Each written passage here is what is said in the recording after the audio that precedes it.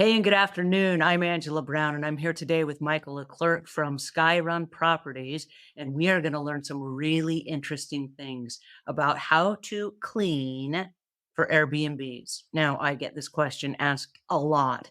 How do we get into the Airbnb business? How do we clean vacation rentals, short term rentals? It's a really interesting topic for a lot of cleaning companies. And so today we've got Michael, who is the owner of Skyrun Properties in Park City, Utah. And he's the property management company that works with the cleaners. So he's going to give us some insights and he's going to answer a lot of our questions. So I do encourage you to jump into the comments, ask your questions today, and we're going to get as many of them answered as possible.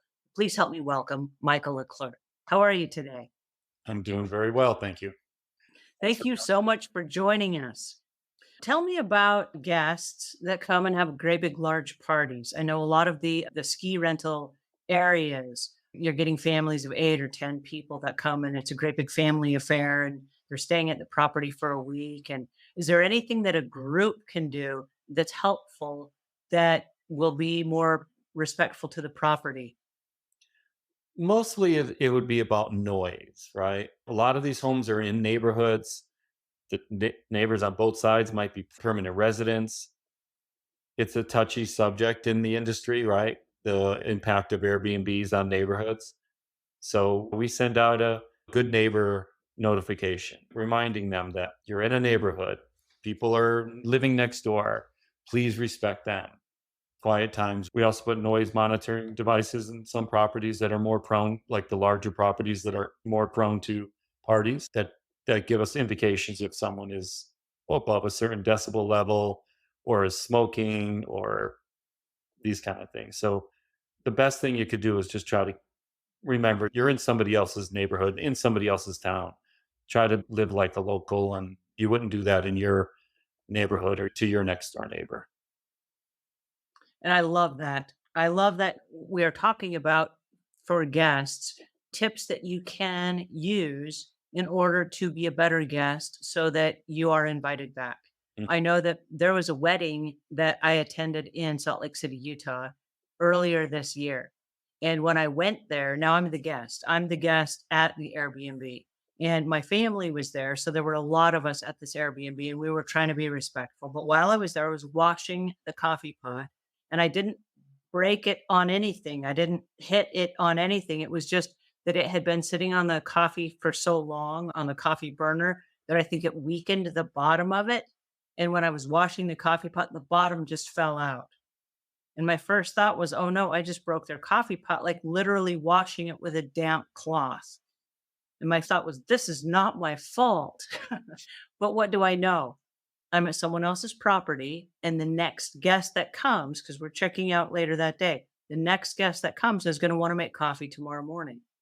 And so for me, I sent a runner out, one of the family members. I said, hey, if you're at the store, can you pick me up a coffee pot? Here is this model. And I took a picture of the coffee pot.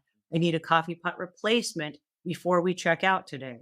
Because what I do know is this, the next person that comes in is not going to be happy if the coffee pot is missing, right?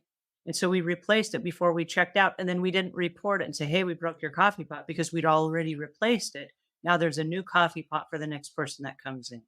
So I want to ask you as a guest, if you are a guest, please be respectful. And if you do break something that cannot be replaced, please contact the owner or the property management company immediately so they can replace that before the next guest comes in.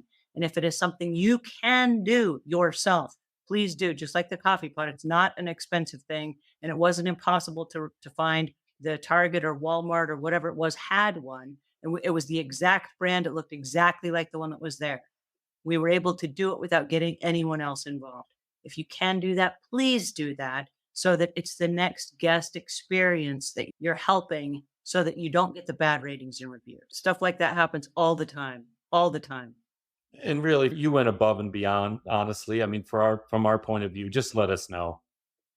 Let us know the blender broke or let us know that whatever happened because we do want to get it fixed for the next guest. Well, sometimes stuff will happen And it's unfortunate when it does, but if you can take care of it, please do. It reduces the stress level for everybody involved. For a management company, and I love the fact that you're willing to deal with it. For a management company, if you had to go replace 6 coffee pots today in your 100 properties, that's extra amount of time and energy that you could be doing something else, right? Oh, absolutely. If a guest can do that, that's fantastic. But at least report it.